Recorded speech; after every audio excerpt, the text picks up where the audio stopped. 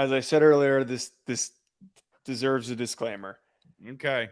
I am not making any of these statements because I allowed you to sway me in any form or fashion. I am not making any of these projections because I do a show with you. Because honestly, but behind closed doors, Blake, when I talk to other people and then also out there on social media, a lot of people now think I'm an LSU homer by association because I do the show with you. And Hell yes. Enjoy it. Relax, settle down. It pains me that I have to give support for your team, but I am a realist. I am breaking down this team as I see fit, as I see as how things have broken down at the end of last season. You guys winning the West, the way that you performed in the transfer portal. I can't deny a well put together roster. And I said this when we did those SEC previews that I don't see a reason why LSU does not win their division again this upcoming season. I do not see a reason why they can't go 11-1 at the bare minimum this upcoming season. The expectations should be incredibly high. This is the most talented roster that Brian Kelly has ever had and worked with. And I am saying that as somebody who has watched Brian Kelly year in and year out in his time at Notre Dame. He has not had nearly this much talent. Notre Dame fans, if you want to pick me apart, go ahead. But we got to be honest with ourselves. If they had this much talent, they would have been able to put up more of a fight against Clemson and Alabama when they reached the college football playoff in those years when they allegedly had talented rosters. I can't deny any of this, Blake, because they've got an elite pass rusher and they've got a quarterback in Jane Daniels, who I think, as I've said multiple times, fits exactly with what Brian Kelly needs to succeed.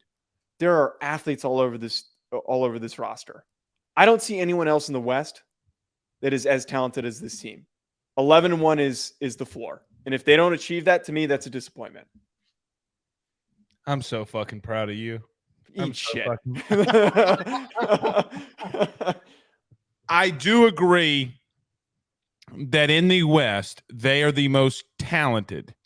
Okay, you may give some individual battles or some things to like Alabama because Alabama, look, let's not get it twisted. Alabama has a very good roster, top to bottom. The blue chip ratio is insane. The thing, though, for me, Joe, is what Brian Kelly has done along both lines of scrimmage. You have 2 5-star tackles in Emory Jones and Will Campbell. You go and get an all Big Ten performer in Mason Lunsford that more than likely is going to start at right guard. Joe, they are 8 or 9 deep along the offensive line that I quite honestly believe could start for any team in the SEC not named Georgia. The defensive line, 5-star defensive tackle Mason Smith is back. He didn't play last year because he tore his ACL in the opening drive against Florida State. Let's see how he rebounds, but we've already seen him, and he is, nothing has really changed. He looks like the freak of nature that he is. You talk about Harold Perkins. You talk about another 5-star defensive lineman, Deshaun Womack. They have a crap load of pieces. The only question mark that I think LSU doesn't know yet, and Brian Kelly has said as much, is they don't know what they have in the defensive back room. They got a lot of players from the portal, another 5-star in Denver Harris that comes over from Texas A&M. It's going to be playing at LSU this year, more than likely starting. They have a lot of talent. The bottom line question will be, can they put it all together? But there's 2 names that I think everybody needs to get associated with. Mm-hmm. Let's go offensively. Number 1, former 5-star wide receiver, and y'all can look all this up. This isn't me just saying, these are bona fide 247 5-star athletes. 5-star wide receiver Aaron Anderson, and Joe, I think that arguably a guy that you're going to be making a debate about at the end of the year for the defensive player of the year, and Omar Speights coming from Oregon State. The kid can flat out play. He just won the Iron Tiger Award that Brian Kelly brought over from Notre Dame, the Iron Irish, whatever it was they were calling it. Now he won the Iron Tiger Award. I think they are the deepest team in the SEC not named Georgia. Quite honestly, I think it's Georgia right now for this season. Yes, I think it's Georgia and LSU. I don't think it's Georgia and Alabama. They do have to go to Tuscaloosa. That place is never easy to play in. I think both teams could be undefeated going into that game as well. The bottom line, though, is they not only are they deep, it comes down to Jaden Daniels. Has Jaden Daniels taken that next step? And if he has, watch out. But I do think that this team is a playoff contending team. I do agree with you, and I'm not saying this, and I told you this when I talked about Notre Dame. Mm-hmm. I do think that this team is playoff contending. I think the athletes on the outside Brian Kelly's never had before. It's No, not absolutely remotely not. close. No. That is what has now separated him to me from what he was doing at Notre Dame to what he now has at LSU. That's gonna work wonders for him. You know, like I hear guys and not taking shots, just being realistic. I hear guys like Driscoll. I hear guys like I forget the other guy's name, or like Ryan. Well, they're like, what about Will Fuller? Buddy, they got six of them. He was a 3-star recruit too when he came in. Well, he with all due respect, they got 7 of those. Okay, legitimately. Yeah, that's the point. Joe, 4 5-star wide receivers are in this room. 4. That it's just different. The talent is immense. I think the coaching is immense, and I think the ultimate truth has been for me if a coach like Nick Saban or Brian Kelly ever got to LSU, it's another sleeping giant waiting to happen. Dog, we won titles with Les Miles and Ed Orgeron. Like, what are we talking about here? Yeah. Everything I think right now is perfectly aligning for them to be really good this upcoming season. I'm not going to go as far as to say I think that they're going to win a national championship. I think that some of those holes that you mentioned might come back to bite them in the ass in the SEC championship game, in the college football playoff. I do want to talk about, though, you mentioned their secondary. I think that to me is one of the strongest points of make or break for them is, does the new group of guys that steps in, do they gel cohesively enough that they can be one of the best secondaries in the SEC? And like there is that concern, obviously. It is a young group of guys that have not played together before. Denver Harris was a very highly recruited player when he was previously at Texas A&M. And look, I know everybody doesn't love him, including my co-host on another show, Ryan Roberts, doesn't love him as much as I do. But Zy Alexander's a really good football player. He's tall, he's long, he's got good range, and he has been not talked about enough. Only one service had him as a really highly rated recruit. I think it was 24/7 Sports. But like, where is he expected to play? Is he expected to play outside? He's going to be on the boundary. Which, look, I watch every Southeastern football game, every one of them. Joe, he's the reigning defending. Well, he's the back-to-back Southland Conference Defensive Player of the Year twice. His ball skills are phenomenal. Phenomenal. Right. And look, I don't think that, Trevon Diggs is kind of an up and down player in his time in college at Alabama, but like, I see some shades of that where he just knows how to make plays on the football. He might not be super consistent, but when the ball is up in the air and he's near the football, he's going to come down with that ball. I really like Zy Alexander. If that works out, if you guys can lock down some of these teams that have some explosive receiving cores, like you got to put up a bigger fight against Tennessee this year. They don't play Tennessee. The only time they'd play Tennessee would be in the SEC championship. Why did I think that they were playing Tennessee? Yeah, they don't play Tennessee. Well, Florida State is the other one too that's got a ridiculous receiving core. Well, and look, I think that you're going to get a litmus test for both of them. I've made my prediction, Joe. You ready for it? Here's my 4 playoff teams. A lot of people aren't going to like it, but this is how I'd see it going. I think LSU and Georgia both get in. I think both teams going to the SEC undefeated. Whoever loses is going to get in. You ain't going to like this one. I think Florida State's getting in. I am on this Florida State train. And I'm going to tell you something that a lot of people aren't going to like. I think USC is getting in. Over Michigan. Either USC, Michigan, or Ohio State. Look, here's the thing for me. Or Penn State. I don't really care who's going to get that 4th seed. Toss a coin for all I care. But I feel very confident in those 3 teams.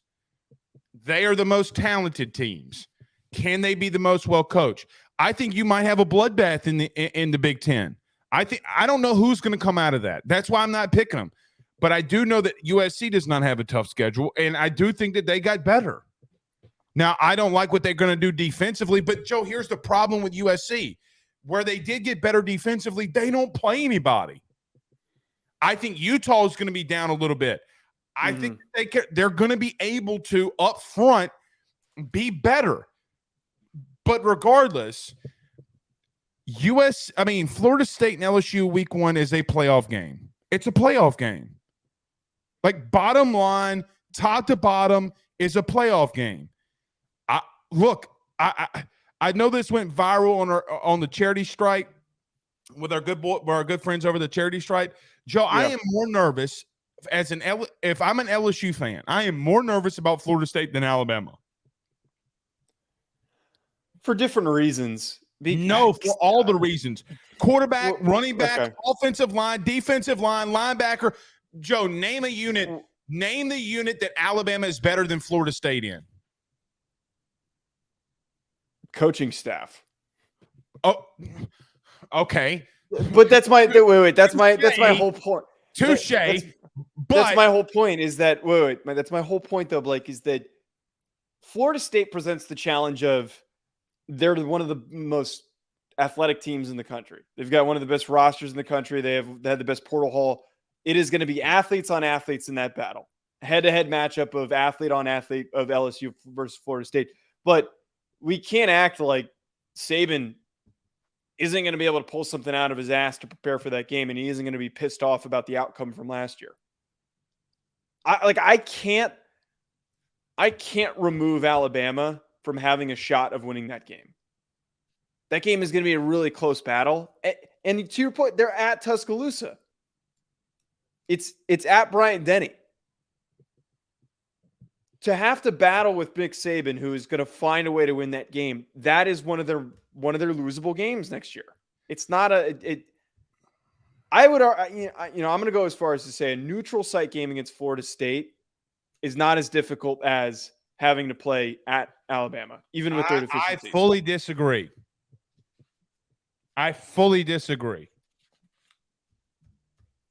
You're not worried about Saban. You're not worried about that coaching staff. Why would I be worried about him?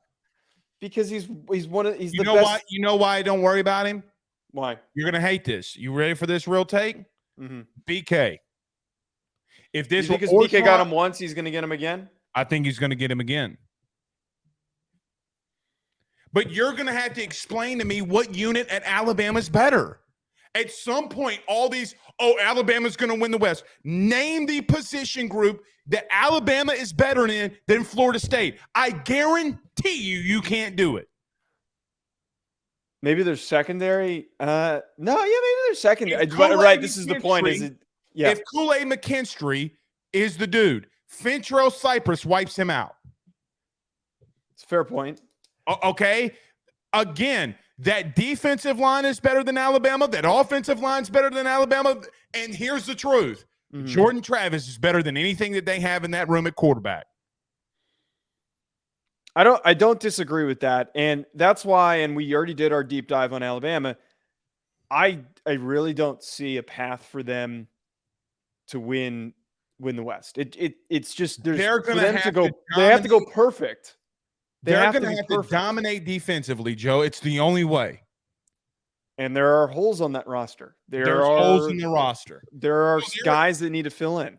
But Joe, who's going to start that run? I mean, theoretically, we know, but they're replacing 3 pieces on the defensive line. Dallas Turner returns, but you are replacing, and people hate him, but you're replacing Henry To'oTo'o, who's back-to-back 100 tackle seasons. That is not a small feat. It's what I'm trying to get at here, though, is that even with a lesser roster and on paper, LSU is significantly more talented. Okay, actually, wait, that's going to be taken out of context and it's going to sound ridiculous. Let me rephrase. LSU is a more talented roster than Alabama. That is not an outrageous take to make. But as we've seen in the SEC, anybody can win on any given Saturday. No doubt. If Jimbo with that shitty roster could put up that much of a fight against Alabama, and I know that it was Jalen Milroe playing quarterback, I don't see a reason why. What I'm trying to get at here is that Alabama could theoretically upset them. Like that to me is like one of the things, as much as I just talked up LSU, I think it is a very possible thing that can happen in 2023. I'm not saying that LSU can't be beat by them. That's not what I'm saying. Okay. But you positioned like Florida State versus Alabama from an LSU fan's perspective. Yes. Yeah. Joe, here's the truth. LSU has more success going into Tuscaloosa than anybody not named Auburn. Okay. They play really well there. It's week 1. You have some new pieces in the secondary, which you will have all those answers by November the 4th. You don't have those answers week 1 against Florida State. Like you don't. And again, the receiving core is better. The quarterback is better. I think right now, for what we know, the running backs are better. It just, again, I don't look at Alabama as a team that I once looked at and got scared at. The only team that I look at and is like, oh, shit, is Georgia. And every team, Joe, I don't care if a chimpanzee is playing quarterback. Georgia is the team, when you look at them on paper, they are what you would look at in Alabama. Like, that is the truth. Let me ask you this, because I think this is actually a good angle to take this on. All right. From your perspective, if they don't accomplish that, because I think you and I are on the same page here. The expectation is it has to be win the West. It can't be anything less. And frankly, if you go less than that, that is an underperformance. If they don't win the West, if that's not accomplished, if you're to predict right now what would be the cause of that, what do you think it would be? What do you think would prevent them? Their secondary is just straight up. Their secondary would be the reason. Well, if they don't hit the 10-2, 11-1 mark, it's because I think they had injuries or they had some really bad luck. That's what I think would have happened. I just don't know what they have in the secondary, right? But here's for me, I just see them getting to 10 wins in the regular season. It's where I see them at. I think anything below that in the regular season is a disappointment. I hate to use the word disappointment, is not meeting up to your expectations.